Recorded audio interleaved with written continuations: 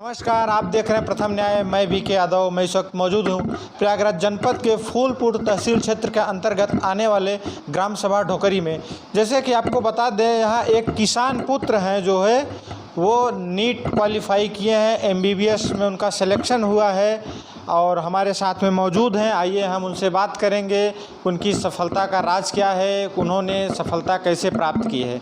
जी, बहुत बहुत स्वागत है आपका प्रथम न्याय में। धन्यवाद भाई।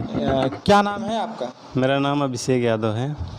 तो आप मूल रूप से रहने वाले कहाँ के हैं? ढोकरी गांव के ही। अच्छा।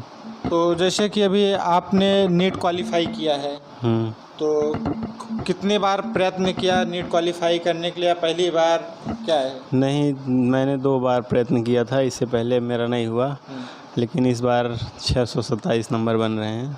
अच्छा। हाँ, तो इस बार हुआ है। इससे पहले 590 नंबर थे, तो अगली बार नहीं हुआ था, मतलब 6 नंबर कम हो गए थे कट ऑफ से। तो फिर से इस बार तैयारी किए कि चलो 1 साल और देखते हैं, और इस बार मतलब क्वालिफाई कर गए हैं, सही आ रहा है नंबर। तैयारी कहाँ से किया आप? तैयारी 2 साल तो सेल्फ स्टडी किए थे, लेकिन इस बार कानपुर गए थे, न्यू लाइट को एक कोचिंग थी उसी में। तो आपकी एकेडमिक पढ़ाई कहाँ से हुई? एकेडमिक क्लास 10th मैंने यहाँ हड़िया प्रयागराज से की, प्रयाग पब्लिक स्कूल से किया था, और 11th वहाँ झूसी में न्यू RSJ पब्लिक स्कूल से किया था। अच्छा। तो क्या सब्जेक्ट थे आपके हाई स्कूल इंटर में? अरे सब्जेक्ट क्या, वही फिजिक्स केमिस्ट्री बायो थे, फिर साइंस? हाँ, साइंस स्ट्रीम थी। तो अभी आप तीसरे प्रयास में नीट क्वालिफाई कर पाए हैं। हाँ। तो क्या लगता है आपको जो है? क्या लगता है क्या, मतलब घर वालों का भी काफ़ी सपोर्ट रहा। मतलब जब 2 बार नहीं हुआ तो हौसला दिए कि चलो अगर तुम तैयारी करना चाहते हो तो हम लोग भी पीछे नहीं हटेंगे। फिर इससे मूड बना तो फिर से गए वहाँ पे, तैयारी किए और फिर पेपर दिए, अच्छा गया। फिर कितने घंटे पढ़ाई करते थे आप? पढ़ाई 8-9 घंटे हो जाती थी एक दिन में। तो आपको जो है गाइडलाइन कौन करता था नीट के लिए कि आपको डॉक्टर बनना है या किसी और क्षेत्र में जाना है? इसका गाइडलाइन आपको कहाँ से मिलती थी? गाइडलाइन मतलब घर में इतना पढ़ा लिखा कोई था नहीं। जब वहाँ झूसी गए थे पढ़ने तो वहाँ दोस्त लोग थे, वो फिर पता चला कि नीट, ये जानते थे बायो से डॉक्टर बनते हैं, लेकिन ये नहीं जानते थे नीट एग्ज़ाम देना पड़ता है। फिर उन लोग को साथ में रहे तो पता चला कि एग्ज़ाम होता है नीट, तभी से मन बना लिए थे। फिर उसके बाद की तैयारी और ऐसे चलता गया सब। तो इंटर के बाद आप जो है ग्रेजुएशन वगैरह में एडमिशन करा या फिर डायरेक्ट नीट की तैयारी में लग गए आप? नहीं, ग्रेजुएशन नहीं किए, नीट की तैयारी। ग्रेजुएशन करते तो इस साल कंप्लीट होता, तो उसका भी टेंशन रहता कि मतलब उसका भी एग्ज़ाम देना है, इसीलिए तो वही अवॉइड करने के लिए सिर्फ एक ही एग्ज़ाम पे फोकस किए। तो आप कितने भाई बहन हैं? मेरी 2 बहन हैं छोटी, और मैं अकेला हूँ। तो आप भाई बहनों में सबसे बड़े हैं? हाँ। अच्छा। पिताजी क्या करते हैं? पापा मेरे ये किसान हैं, खेती काम करते हैं। माता जी? मम्मी हाउस वाइफ हैं घर। हाँ। साथ अभिषेक के पिताजी भी मौजूद हैं, हम उनसे भी बात करेंगे। जी नमस्कार। ये बताइए, अभी जैसे अभिषेक जी नीट क्वालिफाई किए हैं, तो आप लोग को कितनी खुशी महसूस हो रही है? क्या लग रहा है कि आगे चल के इनका भविष्य कैसा होगा? हाँ, तो तीसरी अटेम्प्ट में इनका क्वालिफाई हुआ है। बड़ी खुशी और बड़ी गर्व की बात है कि नीट क्वालिफाई। अभी तक हमारे यहाँ कोई नीट को जानता भी नहीं था।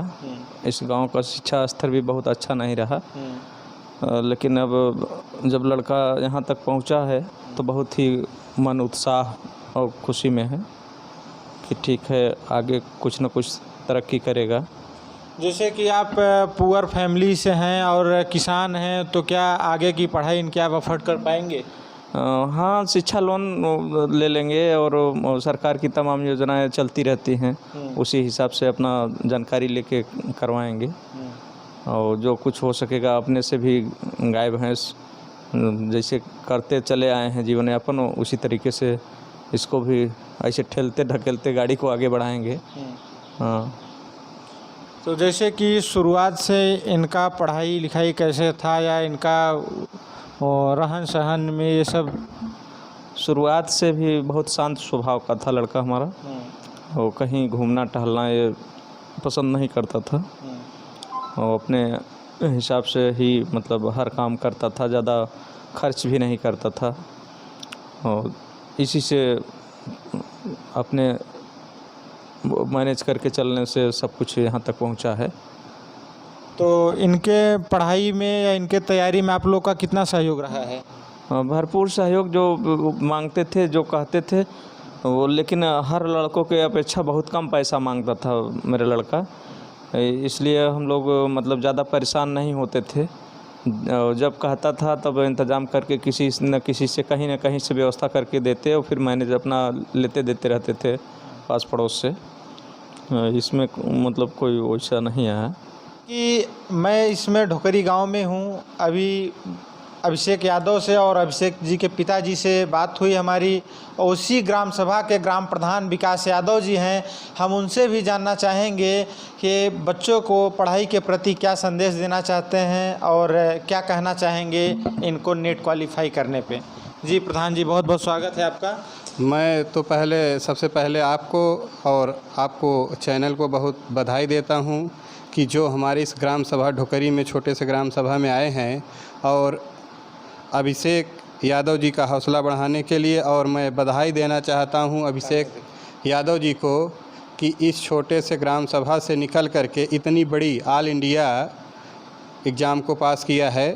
इसके लिए बहुत बहुत बधाई अभिषेक यादव जी को देना चाहता हूं।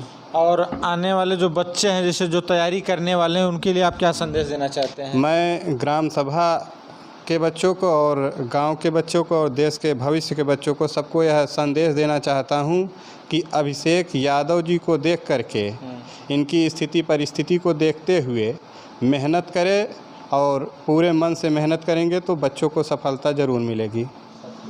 जैसे कि अभी मैंने अभिषेक जी से बात किया, उनके पिताजी से और प्रधान जी से बात किया। प्रधान जी ने कहा कि हम गांव के और देश के हर बच्चों को ये कहेंगे कि जो है पढ़ाई में ध्यान दें और उनके उज्जवल भविष्य की कामना कर रहे हैं। जैसा कि अभिषेक जी ने तीसरे प्रयास में नीट क्वालिफाई किया है, 720 में से 627 नंबर लाके जो वो अपने क्षेत्र ही नहीं बल्कि अपने ज़िले का भी नाम रोशन किया है। उनके पिताजी का ये कहना है कि हम अब इस मुकाम पे उनको पहुंचा के रहेंगे किसी भी तरीके से।